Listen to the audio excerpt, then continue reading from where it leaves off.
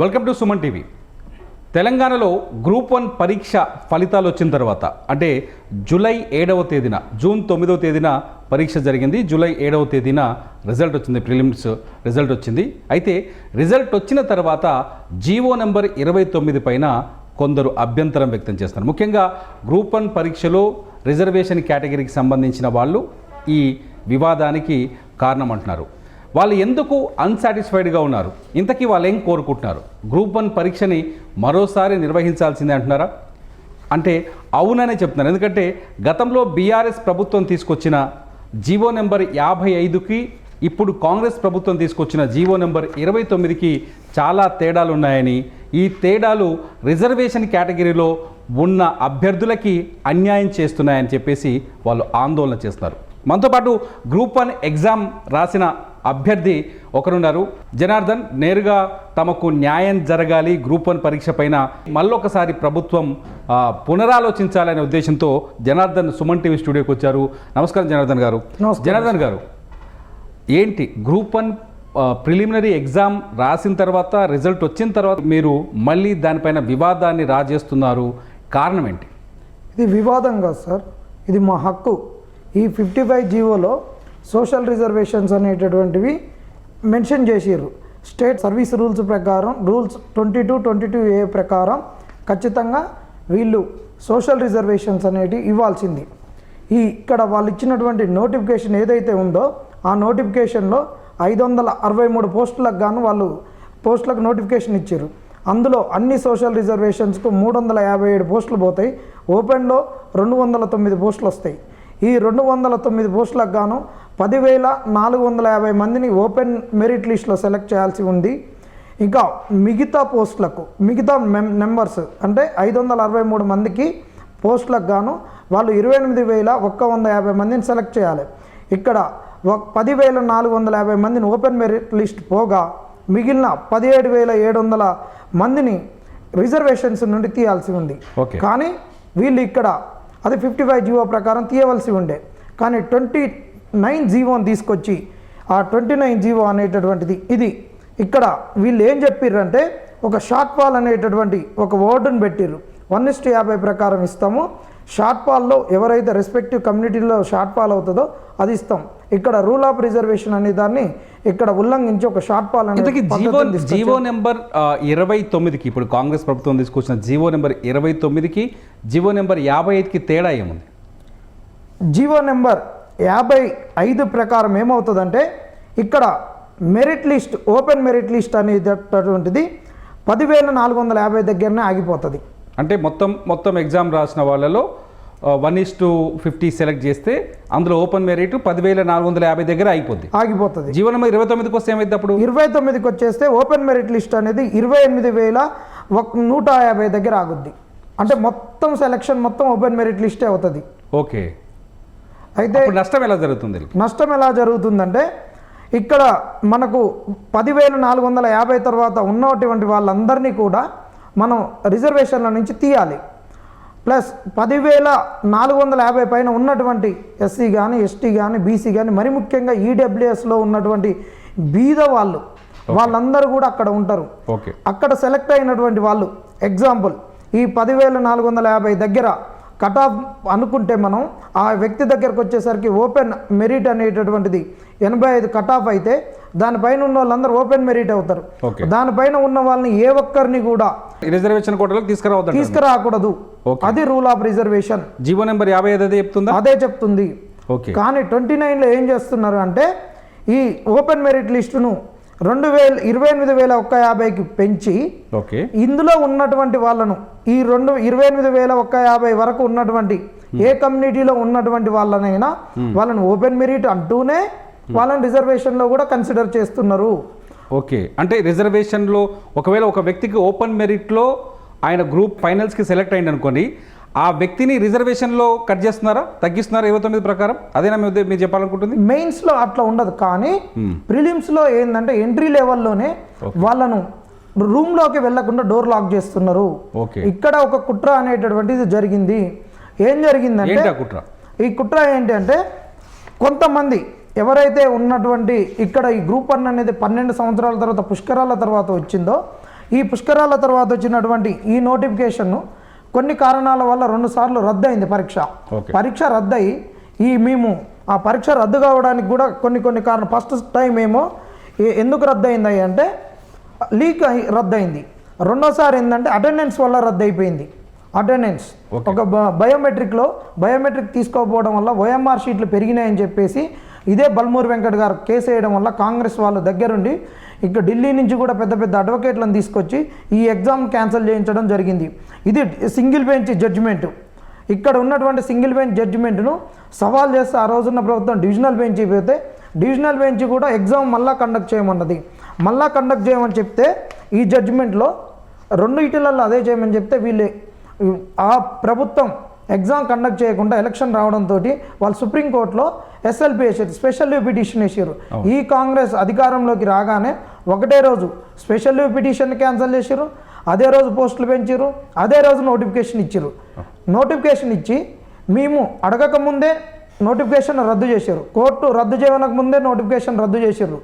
వీళ్ళు మార్చి 14 వరకు ఏదైతే లాస్ట్ డేట్ ఉందో అప్లికేషన్ ఫామ్ అప్లై చేసుకోవడానికి దాన్ని కూడా మేము అడగక ముందే 14 నుంచి 16 వరకు పొడిగించి 2 రోజులల్లా దాదాపు 1 లక్ష కుట్రకోణం ఏముంది 30 లక్షల మంది వచ్చిర్రు.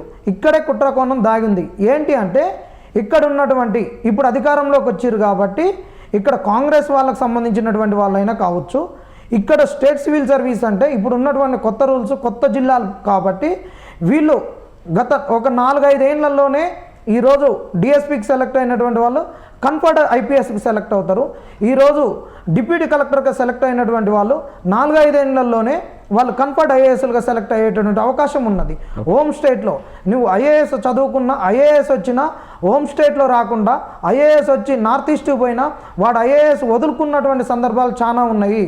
కాబట్టి హోమ్ స్టేట్ ఇది పెద్ద స్టేటు, అభివృద్ధి చెందినటువంటిది, ఇక్కడ వాళ్ళకు మనం సర్వీస్ చేయొచ్చు అనేటటువంటిది రకరకాల కోణాలు ఉంటాయి. కాబట్టి ఇక్కడ వాళ్ళ పిల్లలను చేసుకోవడానికి ఉన్నటువంటి ఒక ఉద్దేశంతో రాజకీయ నాయకులు వీళ్ళందరూ కూడా ఇప్పుడు ఒక బీసీ వాళ్ళు అయితే వాళ్ళు క్రీమీ లేయర్ కిందికి వస్తారు, ఈడబ్ల్యూఎస్ వాళ్ళైనా వాళ్ళు క్రీమీ లేయర్ కిందికి వస్తారు. కాబట్టి ఉన్నత వర్గాలకు చెందినటువంటి వాళ్ళ పిల్లలైనా బీసీలలో ఐఏఎస్ ఐపీఎస్ ఆఫీసర్లు ఉన్నటువంటి వాళ్ళు ఇక్కడ ఉండి ఈ గ్రూప్ 1కు ప్రిపేర్ అవుతూ సాఫ్ట్వేర్ ఉద్యోగాలు చేస్తూ ట్యాక్స్ కడుతూ వీళ్ళందరూ క్రీమీ లేయర్ కిందికి వచ్చేటటువంటి వాళ్ళు వీళ్ళు ఏం చేసిర్రంటే ఓపెన్ మెరిట్ లిస్ట్ యొక్క దానిని పెంచుదామనే ఉద్దేశంతో వాళ్ళు ఓపెన్ మెరిట్ లిస్టును సంఖ్యను పెంచాలనుకున్నారు. సంఖ్యను పెంచాలి. సంఖ్యను పెంచితే ఏంటంటే వీళ్ళు అనుకున్న వాళ్ళు ఎక్కువ వస్తారు. ఆ సంఖ్యను వీళ్ళతో ఫిల్ఫిల్ చేసుకుంటూ ఇంకా ఎవరైతే కింది వర్గాలు ఇప్పుడు ఈరోజు ఈ సమస్య ఎందుకు వచ్చిందంటే ఈ నోటిఫికేషన్స్ అనేటటువంటి పేపర్ లీక్ అవి గందరగోళం కావడం వల్ల వాళ్ళు ఓసీలలో ఉన్నటువంటి బీద పిల్లలు చాలామంది ఉన్నారు. ఇలా మా ఫ్రెండ్సే మా దగ్గర ఉస్మాన్ యూనివర్సిటీలో మా దగ్గర నాన్ బోర్డర్లుగా చదువుకొని రెడ్డిల పిల్లలు చాలామంది ఓపెన్లో ఉన్నటువంటి వైశ్యుల పిల్లలు వాళ్ళందరూ మా దగ్గర మేము తీసుకొస్తే నాన్ బోర్డర్లుగా ఉండి మా మెస్సులలో తిని మేము సాంబార్ తీసుకొచ్చేంత వరకు ఎదురు చూస్తూ నైట్ హాస్టళ్లలో పొయ్యిల మీద కరెంట్ ఓపెన్ మెరిట్ కేటగిరీని 28,000కి పెంచడం వల్ల ఎక్కువ మందికి అవకాశాలు వస్తాయని ఎందుకు అనుకోకూడదు? మీరు తక్కువ మందికి వస్తాయని అనుకుంటున్నారు? లేదు సార్, ఇప్పుడు మేము చెప్తున్నాం కదా, అలాంటి బీద వాళ్ళ కడుపులు కొడుతూ వీళ్ళు ఏం చేసిర్రంటే అలాంటి పిల్లలు అలాంటి ఆర్థిక భారంతో ఉన్నటువంటి పిల్లలందరూ ఇళ్లలోకి వెళ్ళిపోయారు. వాళ్ళు ఒక ఎస్సీలలోనో ఎస్టీలలోనో బీసీలలో లేరు. ఇప్పుడు మేము చెప్పినట్టు బీదరికాన్ని అనుభవిస్తున్న అందరు పిల్లలు ఆర్థిక భారాన్ని మీరు చెప్తున్న కొన్ని నాకు అర్థమైంది. నేను అడిగే ప్రశ్న ఏంటంటే ఓపెన్ మెరిట్ కోటా పెంచడం వల్ల ఎక్కువ మందికి అవకాశాలు వస్తున్నాయి కదా, ఎక్కువ మంది మెయిన్స్కి వెళ్తున్నారు కదా, అదెందుకు ఆలోచించట్లేదు మీరు? రావట్లేదు సార్, ఎక్కువ మందికి వస్తున్నాయి అవకాశాలు. ఎక్కువ మందికి ఎవరికి వస్తున్నాయి? ఈ బాగా ఉన్నటువంటి వాళ్ళ పిల్లలను ఇందులో ఈ పిల్లలకు రిజర్వేషన్ యొక్క బెర్త్ను ఖాళీ చేపించి షార్ట్ ఫాల్ కింద ఇలాంటి బీద పిల్లల బెర్తులను ఖాళీ చేపించి ఆ బెర్తులను ఎవరైతే క్రీమీ లేయర్ కింద వస్తారో వాళ్ళతో ఫుల్ఫిల్ చేసి ఇక్కడ వీళ్ళు షార్ట్ ఫాల్ అయ్యారు అనేటువంటి ఒక పదంతో కింది నుంచి అప్లిఫ్ట్ చేస్తున్నారు. అసలు ఈ షార్ట్ ఫాల్ అనే మెథడే లేకుంటే ఖచ్చితంగా 28,150 మందిని సెలెక్ట్ చేయాలి. ఈ షార్ట్ ఫాల్ మెథడ్ని తీసుకొచ్చి మీరు అన్న క్వశ్చన్కి డైరెక్ట్ ఆన్సర్ సార్. ఈ బెర్తుల్ని వేరే వాళ్ళతో ఫిల్ చేసి షార్ట్ ఫాల్ అనే వర్డ్ తోటి కింది నుంచి మేము లిఫ్ట్ చేస్తున్నామని చెప్తున్నారు. మేము అది అడగట్లేదు. ఖచ్చితంగా లెజిటిమేసీగా వాళ్ళకు చట్టబద్ధంగా రావాల్సినటువంటి ఈ నెంబర్లను ఫిల్ చేస్తే అందరికీ న్యాయం జరుగుద్ది. ఈ నెంబర్లను ఫిల్ చేయడానికి ఓపెన్లో ఉన్నోని కూడా ఈ నెంబర్లలో చూపిస్తున్నారు. ఇప్పుడు ఈయన జనార్దన్ గారు నేను ఏమంటానంటే ఇప్పుడు మీరు చేస్తున్న వాదనలో ఇప్పుడు గవర్నమెంట్ ఏం చేస్తే మీకు న్యాయం జరుగుతుంది అనుకుంటారు మీరు చెప్పినట్టు? ఖచ్చితంగా అన్ని వర్గాలకు, అది బడుగు బలైన వర్గాలైనా కావచ్చు, ఆర్థికంగా వెనుకబడిన వర్గాల పిల్లలైనా కావచ్చు, వీళ్ళందరికీ న్యాయం జరగాలంటే మీరు ఎవరు చెప్పిన దానికి ఒక శ్రద్ధ వహించకుండా మేము ఏది చేస్తే అది అవుతుంది అనుకొని నైటుకు జీవో తెచ్చిర్రో ఆ జీవో నుంచి నష్టపోయినటువంటి పిల్లలకు న్యాయం జరగాలంటే ఖచ్చితంగా 1:100 ఇస్తేనే న్యాయం జరుగుద్ది. ఓకే, ఇప్పటికిప్పుడు మీరు వేరే రకంగా ఏం చేసినా మీరు నోటిఫికేషన్ కొద్దిగా ఈ డిమాండ్లు అన్నింటి వెనుక గతంలో మొన్న ఆందోళనలు కావచ్చు, మీరు సెక్రటరియట్ని ముట్టడించే ప్రయత్నం చేశారు, ఇందిరా పార్క్ దగ్గర ధర్నా చేశారు. జీవో నెంబర్ 55 అనేది కేసీఆర్ ప్రభుత్వంలో తీసుకొస్తున్న జీవో అది. ఇప్పుడు జీవో నెంబర్ 29 అనేది కాంగ్రెస్ ప్రభుత్వం జీవో నెంబర్ 55 అమలు కావాలి, ఇప్పుడు 1:100 అమలు కావాలని చెప్పేసి డిమాండ్ తెరపైకి తీసుకొస్తున్నారు. దీని వెనకాల రాజకీయ కోణం ఉందా? మీ వెనకాల ఏదైనా రాజకీయ పార్టీ ఉందా? మా వెనక ఏ రాజకీయ పార్టీ లేదు సార్. మేము మా యొక్కటువంటి డిమాండ్ను అడుగుతున్నప్పుడు మేము ఫస్ట్ ఎవరి దగ్గరికి పోయినా ప్రతిపక్షాల దగ్గరికి పోలేదు. ఈ నోటిఫికేషన్ వచ్చినప్పటి నుంచి కూడా మాకు గ్రూప్ 2లో పోస్టులు పెరగాలన్నా, ఈ గ్రూప్ 1కు సంబంధించిన విషయమైనా ఎమ్మెల్సీ బల్మూర్ వెంకట్ గారి దగ్గరికి, రియాజ్ గారి దగ్గరికి, కోదండరామ్ సార్ దగ్గరికి, ఆగ్నూర్ మురళి దగ్గరికి, అందరి దగ్గరికి వీళ్ళ దగ్గరికి పోయినాకాలే వీళ్ళు ఇక చేస్తాం రేపు చేస్తాం అని చెప్పి మమ్మల్ని అందరినీ తిప్పుకొని వాళ్ళు నాంచి ఎట్టనైనా వాళ్ళు అనుకున్న పంతో నెగ్గించుకోవాలని చూస్తున్న క్రమంలో లాస్ట్ 11th అవర్లోనే మేము చేస్తున్నప్పుడు ప్రతిపక్షాలందరూ మాకు మద్దతు ఇవ్వాలన్నప్పుడు బీజేపీ వాళ్ళు వచ్చారు, కమ్యూనిస్ట్ వాళ్ళు వచ్చారు, బీఆర్ఎస్ వాళ్ళు వచ్చారు, అందరూ వచ్చారు మద్దతు ఇవ్వడానికి. ఆ మద్దతును తీసుకున్నాం.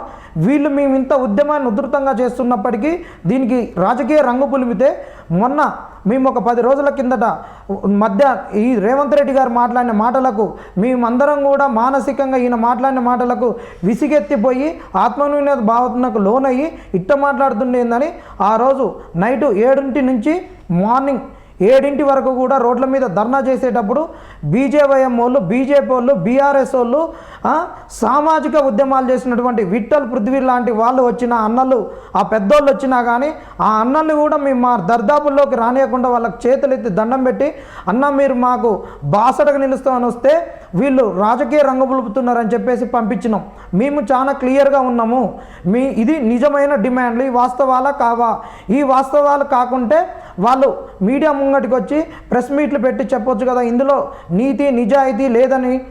కాబట్టి ఇక్కడ ఏంటంటే వాళ్ళు తప్పించుకోవడానికి మాకు రంగు పులుముతున్నారు, ఆడలేక మధ్యలో బాగలేదన్నట్టు చేస్తున్నారు. అంతే తప్పితే ఇక్కడ క్లియర్గా అర్థమవుతున్నది ఇందులో వాళ్ళ కుట్ర కోణం ఉన్నది. కాబట్టి ఎటుబడి ఇక్కడ ఏంటంటే మహేందర్ రెడ్డి గారు డిసెంబర్లో రిటైర్డ్ అవుతున్నాడు కాబట్టి వాళ్ళు వెళ్ళిపోయే లోపల ఎట్టనైనా పిల్లలతోటి గ్రూప్ ఎగ్జామ్స్ను కంప్లీట్ చేయించాలి అనే ఒక మోటో వాళ్ళ దృష్టిలో ఉన్నది. కాబట్టి అది మనసులో పెట్టుకొని వాళ్ళు చేస్తున్నారు. ఎగ్జాక్ట్లీ మీరు ఇప్పుడు కోరుకుంటుంది అంటే మీకు ఏం జరిగితే న్యాయం జరుగుతుంది అనుకుంటారు? మాకు ఖచ్చితంగా 1:100 ఇస్తే ఇలాంటివి ఉన్నటువంటి అన్నీ కూడా కొట్టుడు పోయి అన్ని వర్గాలకు న్యాయం జరుగుద్ది. 1:100 ఇవ్వాల్సిందే. 1:100 ఇవ్వకుంటే మీరు చేసినటువంటివి చిల్లర చిన్న తప్పులు చాలా ఉన్నాయి. ఆ తప్పులతోటి మేము కోర్టుకు పోయి మాకు న్యాయం జరిగేటట్టు చూసుకుంటాం. మేము ఖచ్చితంగా 1:100 ఇస్తే సంఖ్య పెరుగుతుందిగా, మళ్ళీ ఖచ్చితంగా పెరుగుద్ది సార్, సంఖ్య పెరుగుద్ది. అప్పుడు ఏం జరుగుతుంది? మీరు న్యాయం జరుగుతుందా? న్యాయం జరుగుద్ది. ఎలా జరుగుద్ది సార్ అంటే ఈరోజు వచ్చినటువంటి ఇక్కడ ఇంకొక టెక్నికల్ ఇష్యూ ఉంది.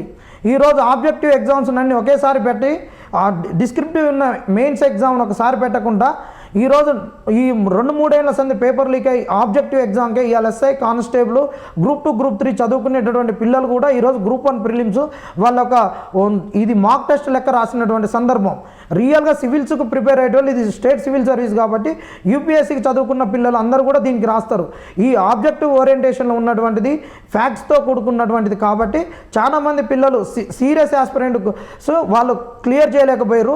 ఓన్లీ గ్రూప్స్కు లేకుండా ఎస్ఐ కానిస్టేబుల్ ప్రిపేర్ అయిన బిట్ మేనర్లో ప్రిపేర్ అయినటువంటి వాళ్ళు అయ్యారు.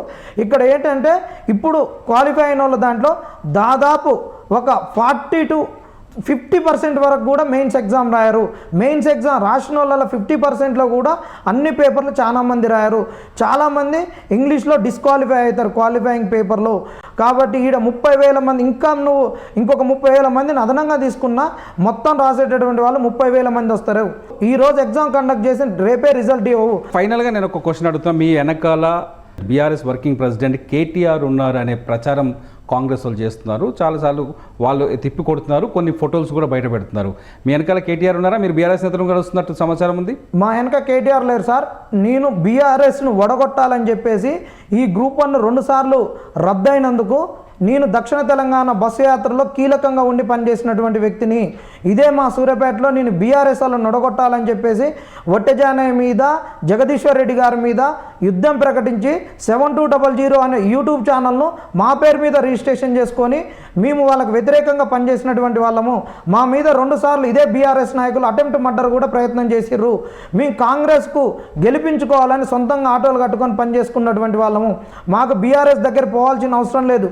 కొంతమంది ఏంటంటే ఆ రోజు మేము బస్ యాత్రలు చేసేటప్పుడు మీ 7200 ఎజెండా ఎత్తుకున్నాను ఏం చేస్తున్నాడు ఇప్పుడు? మరి ఇంత జరుగుతుంటే మీకు ఆయనది ఏం లేదు సార్. ఆయనకు ఎమ్మెల్సీ కావాలి అంతే. ఆయన మేము ఓట్లేస్తే గెలిచిండు. ఆయన ఎమ్మెల్సీ అయింది కాబట్టి ఇప్పుడు ఆయన ఎక్కడ కూడా మాట్లాడట్లేదు. ఆయన మరి నేను సరిగ్గా పనిచేయకపోతే రైట్ టు రీకాల్ అన్నాడు కదా, ఇప్పుడు ఆయన కాల్ చేస్తుంటే కూడా అందుబాటులో లేడు. రైట్ టు రీకాల్ ఏమో కానీ ఆయన కాల్లోనే అందుబాటులో ఉండట్లేదు. మరి ఆయనకు కూడా మేము వేడుకుంటున్నాం, ఆయనకు కూడా పోస్ట్ కార్డు ఉద్యమం చేస్తున్నాం, ఆయనకు కూడా ఈమెయిల్స్ పెడుతున్నాం, ట్విట్టర్ ట్యాగ్ చేస్తున్నాం. ఈ 2-3 రోజుల్లో ఒక పోస్టర్ కూడా రిలీజ్ చేస్తాం. తీన్మార్ మల్లన్న ఆచూకీ తెలపండి. ఆచూకీ తెలిపినటువంటి వాళ్ళకు 10 లక్షల బహుమతి అని కూడా నిరుద్యోగులు అశోక్ నగర్ అడ్డగా, యూనివర్సిటీల అడ్డగా తీన్మార్ మల్లన్న అడ్రస్ గురించి పోస్టర్ కూడా రిలీజ్ చేయబోతున్నాం. ఫైనల్గా ఏం చేయబోతున్నారు జనార్దన్ గారు? ఫైనల్గా మీరు ఏమనుకుంటే మీకు న్యాయం జరుగుతుంది అనుకుంటున్నారు? మాకు 1:100 ఇవ్వాల్సిందే. ఇవ్వకపోతే రేపు ఈ పార్లమెంటు సమావేశంలోనే మేము ఏఐసిసి కార్యాలయం దగ్గర ధర్నా చేపడతాం. ఖచ్చితంగా తెలంగాణ భవన్ దగ్గర ధర్నా చేపడతాం. మాకు ఈ కాంగ్రెస్ పార్టీ ఒక్కటే కాకుండా ఇచ్చిన హామీలన్నిటితోటి కూడా ఈ కాంగ్రెస్ పార్టీ నిలదీస్తాం. మా వెనక ఏ పార్టీలు లేవు. ఈ స్వచ్ఛందంగా చేస్తున్నటువంటి ఉద్యమాన్ని, తల్లిపాలు ఎంత స్వచ్ఛందంగా ఉంటాయో కల్తీ లేనటువంటిది ఈ ప్రకృతిలో ఉందంటే ఒక తల్లిపాలు మాత్రమే. ఈ తల్లిపాల లాంటి స్వచ్ఛమైన ఉద్యమాన్ని మీరు కల్తీ చేయాలనుకుంటే మాత్రం మీకు స్థానిక సంస్థలలో మిమ్మల్ని అందరినీ కలిపి, కాంగ్రెస్ వాళ్ళందరినీ కలిపి మూట కట్టి బొంద పెడతామని కూడా చెప్తున్నాం. గ్రూప్ 1 పరీక్ష చుట్టూన్న వివాదం జనార్దన్ చాలా స్పష్టంగా చెప్తున్నారు. జీవో నెంబర్ 29 వల్ల తమకు నష్టం జరుగుతోందని, ఈ నష్టాన్ని పూడ్చాలి అంటే ప్రభుత్వం వెంటనే 1:50 కాకుండా 1:100 కేటగిరీ తీసుకురావాలని చెప్పేసి వాళ్ళు డిమాండ్ చేస్తున్నారు. చూద్దాం ప్రభుత్వం కన్సిడర్ చేస్తుందా లేదా అన్నది ఇప్పుడు ఆసక్తికరంగా మారింది. ప్రభుత్వం పరిగణలోకి తీసుకోకపోతే మాత్రం వచ్చే స్థానిక సంస్థల ఎన్నికల్లోపు తమ ఉద్యమాన్ని బలోపేతం చేస్తూ ఉంటారు. చూద్దాం జనార్దన్ గారు, ఆల్ ది బెస్ట్. ఏం జరుగుతుందో. Thank you.